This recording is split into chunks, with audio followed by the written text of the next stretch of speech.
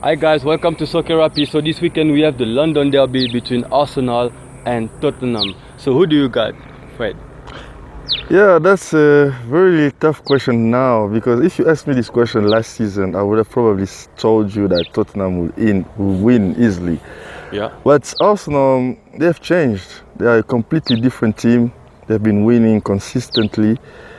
And Tottenham, they haven't been bad themselves. So it's really the first time for a long time I've been this excited for this derby. Yeah, because Arsenal is 18 games unbeaten. Yeah. Tottenham just come out of a win in the Champions League against Inter. So yeah, they are very confident and they're playing well. And they're above Arsenal in the table. I just want to say something. Yeah. Just because Tottenham beat Inter in the Champions League, I'm gonna back them to win this game. Oh really? Yeah, I'm grateful. I am forever grateful. And yeah, how can you hate a team that beats Inter? I mean, come on. Right now, all I wanted from Tottenham was to beat Inter and to put them in difficulty. That's what they did.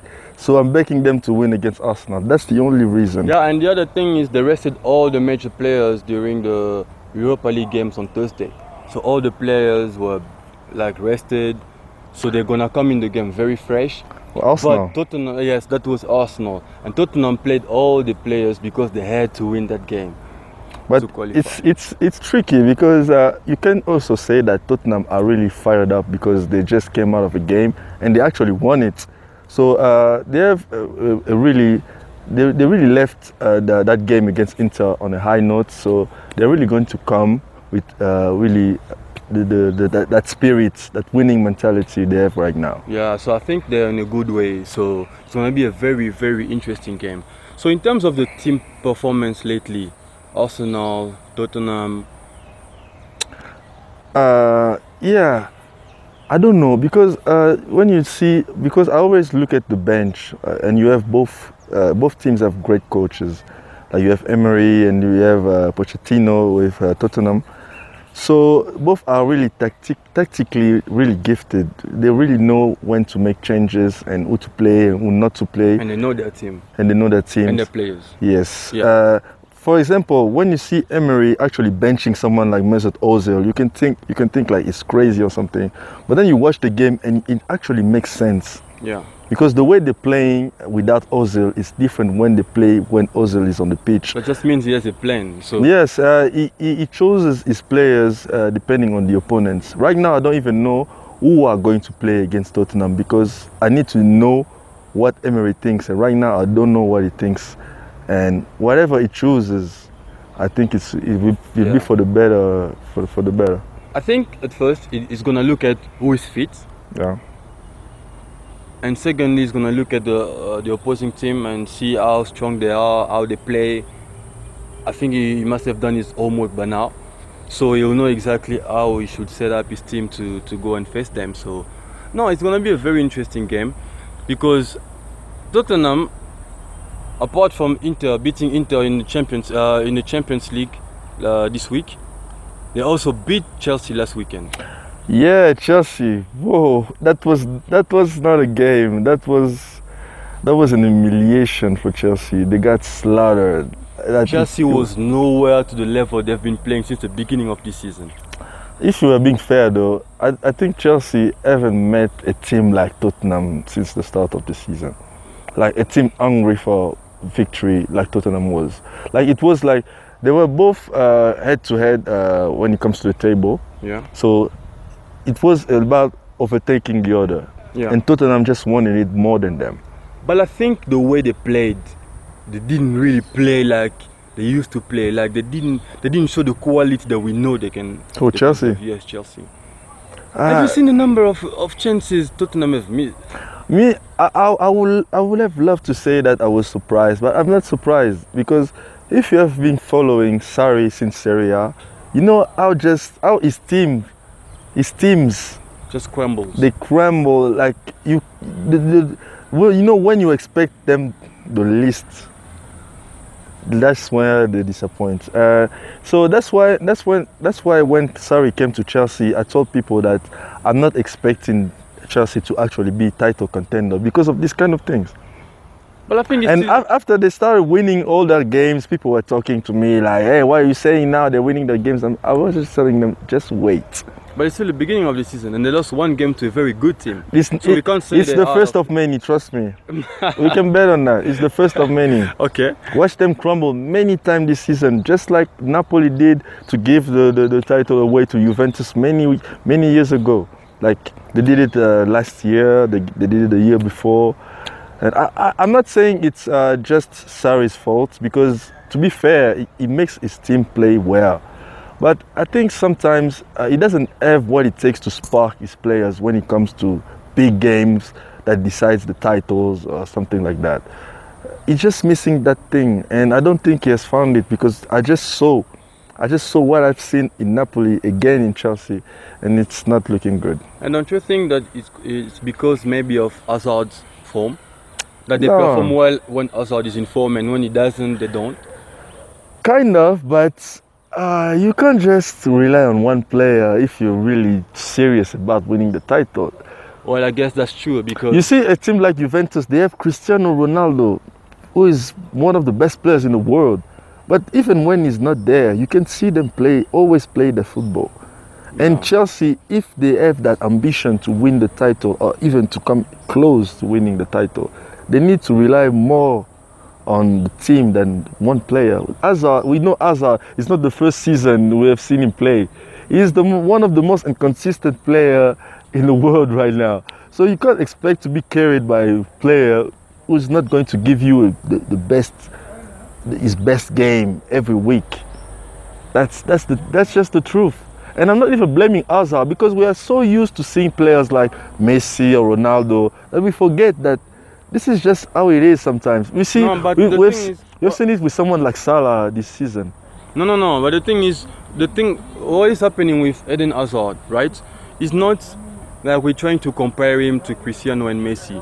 At the beginning of the season, they said Hazard was the best player in the league because of the performance in the first 2 or 3 games, right? Yeah. So what we expect from a player of that caliber is a consistency. Yeah. And he is not consistent. Because if you talk about Salah last season was consistent. Yeah. This year they say, yeah, he's not playing that well, but he still got 8 goals. And we only had the 13 games. So which means that by the end of the season, he can end up scoring 20 or plus more goals.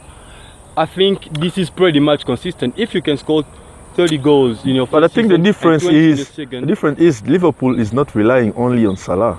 Yeah. No, I was not talking about reliability in that case. I was talking about consistency. I think even when Salah is not consistent, he can still like score or at least show something, because the team is actually showing something even when he's not performing well.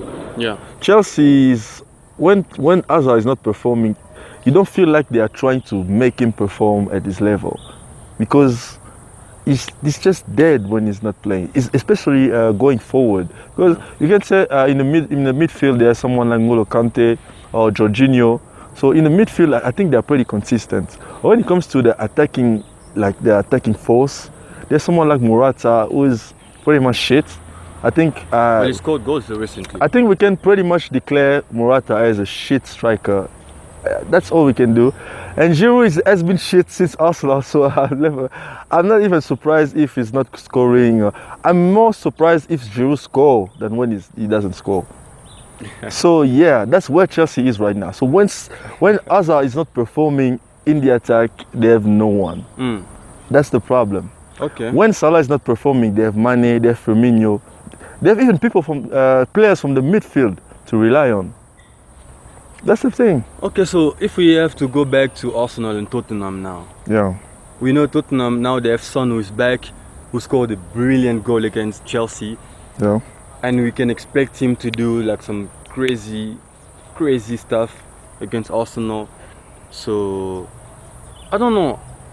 From where I stand, right? Yeah. I just see two very good teams.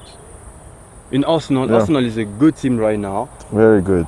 Emery seems to have got the grip of his team, because the stats speaks for themselves. Yeah. They're 18 games unbeaten, so that must count for something. I have to say though, this game is pretty unpredictable, because remember, Arsenal beat Tottenham last year with Wenger when they were at the worst period of the entire club's history.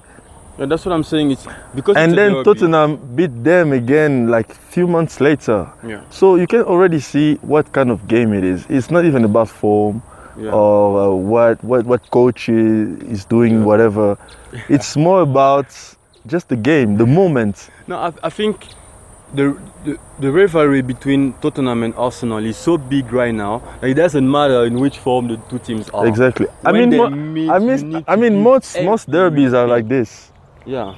I mean, if you watch like even a game like El Clasico, it's already weird. I think El Clasico is more predictable. But if you take a game like Inter against AC Milan, for example, even when Milan was at the worst team in the club's history, they will come against Inter and they just transformed completely, you know, because it's the derby. And for that reason, I'll say it's really not easy to predict what's going to happen. But I still think Tottenham are favorite to win it, or at least to dominate the game. But I think since Arsenal is playing at home and they have a very good team, and I think it's mostly about pride, because I think they are proud and they're like, no, Tottenham has been above us in the league for so many years now. So this year we have a good team, we have a new coach. So let's go into this game and show them. Yeah, you know, that's a very good point, because Arsenal beat Tottenham 2-0 in November last year at the Emirates, and then Tottenham beat them in the stadium 1-0. So when they play away, they play differently than when they play at home. So I would expect Arsenal to actually dominate the game. And also remember, last season Arsenal was doing very bad on the road. So every time they go on an away game, they used to perform like shit. So that might justify why they kind of grumbled against Tottenham. But I think this time around, they've been playing so well. They've been getting the results. So what does it mean? What's your prediction then? Well, I'm backing Arsenal to win this game. I was going Tottenham, but thinking about where they're going to play the game, I'll say Arsenal 2-1. It's going to be at the Emirates, and the fans are fired up. They're like already preparing how they're going to push them team. And they actually don't have to bring banners to protest against Wenger this time. These days they are the happiest, so I can actually tell you they're going to be some what's the score? What's the score?